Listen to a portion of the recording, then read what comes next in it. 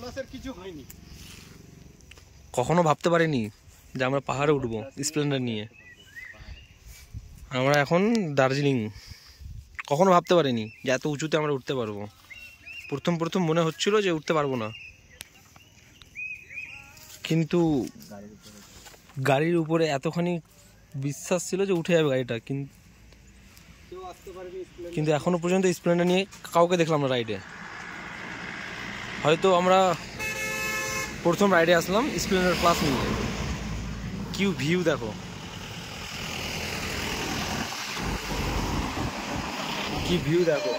এখনো পর্যন্ত কেউ আসতে পারেনি স্প্লেন্ডার নিয়ে, আমরা হয়তো আসলাম। কারণ কি এই পর্যন্ত পাহাড়ে আমরা এখনো পর্যন্ত কোনো স্প্লেন্ডার দেখিনি। Splendor plus, hero Splendor plus. এখন আমরা অনেক উঁচুতে। এখান থেকে আমরা দেখাবার চেষ্টা করছি, কিন্তু কুয়াশার জন্য, এখান থেকে বাদলের জন্য কিছু দেখা যাচ্ছে না। ওই দূরে রয়েছে ছোট ছোট ঘর দেখা যাচ্ছে এখান থেকে, আরো নিচুতে সাদাগুলা ঘর বাড়ি, একদম ছোট ছোট মনে হচ্ছে সবকিছুই, কিচ্ছু বোঝা যায় না। যতটা চেষ্টা করব তুলে ধরার।